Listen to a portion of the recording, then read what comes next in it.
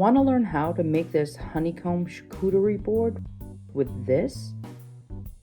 That's exactly what this video is about. I'm going to show you how to take a rough, live edge slice with cracks, holes, and even some punky soft spots, and turn it into this gorgeous honeycomb charcuterie board. Start by removing the bark with an old chisel and a mallet. Then sand the edges down to the solid sapwood. I left just a few hints of the cambium for character. You'll need to do several passes on your laser to engrave your design 1/16 to 1/18 of an inch depth. Use high power and slow speed while adjusting your focus after each pass. Do a quick sand just to remove the laser burn marks.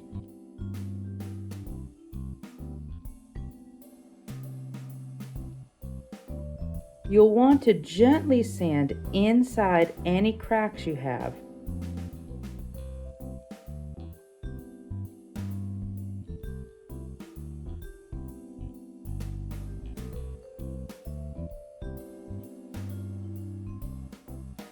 Then clear the dust and debris with an air compressor.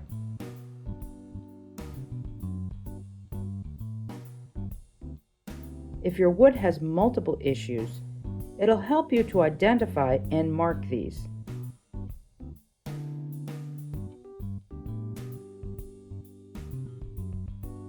This board has cracks and holes that go all the way through. It also has some soft, punky areas. Use Flex Fix duct tape on the bottom to stop any leakage from our epoxy.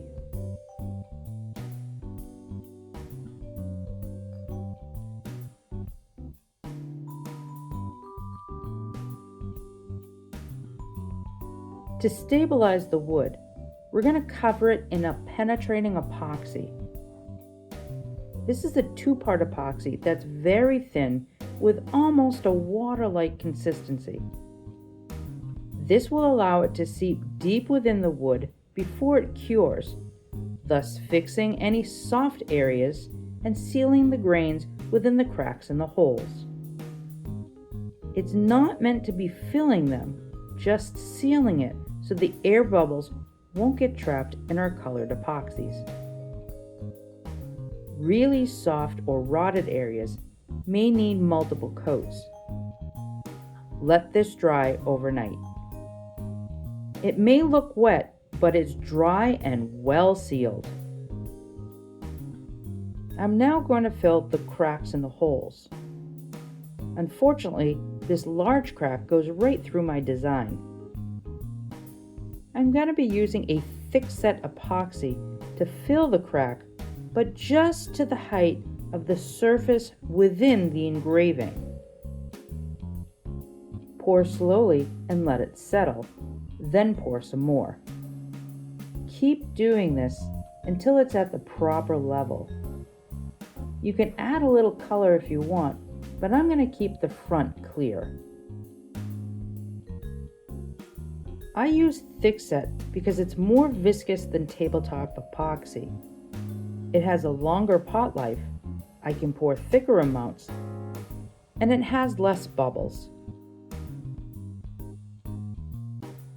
Do the same for all the knot holes.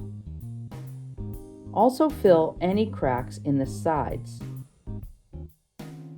Let this set overnight. We are now going to do the epoxy inlay in our engraved design. Be sure to check that your wood is level. I used thickset again as it will have almost no bubbles once cured. Slowly pour your colored epoxy and let it spread. Once it settles, you can pour a little more so it has a slight dome. The epoxy will contract and shrink as it cures. To get multiple colors, I used one base pigment powder color, then divided it into small silicone cups and added some alcohol inks to change the hues. It's okay if the colored epoxy runs into each other a little. The mixing will look great. Now let this sit for 2 days. I peeled the duct tape off. If you have any pieces that are still stuck on, just use a heat gun to warm it up and it'll peel right off. We now need to prep the back. Use 80 grit paper to sand any adhesive off and flatten the epoxy that seeped from the front.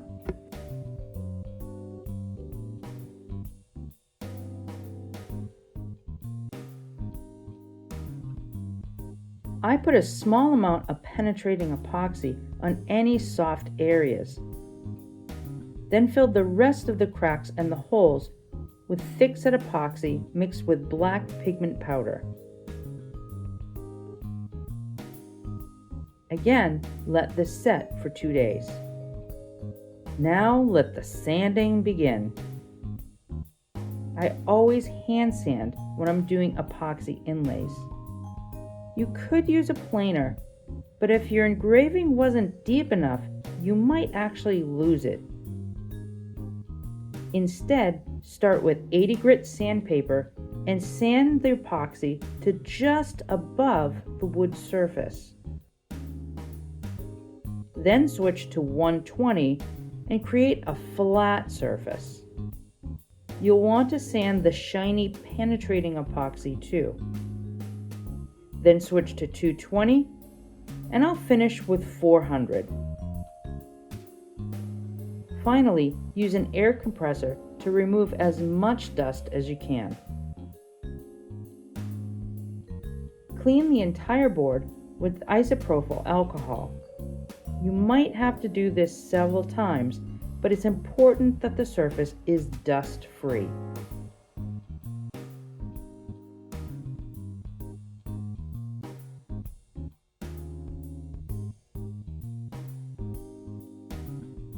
Now this is my favorite part.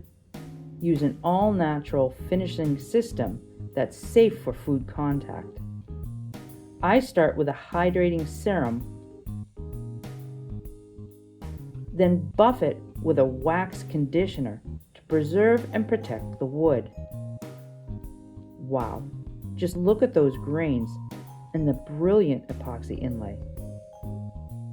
It's hard to believe that this is the same wood. Check out the description below for a materials list and how to get a free EPS honeycomb design to try for yourself.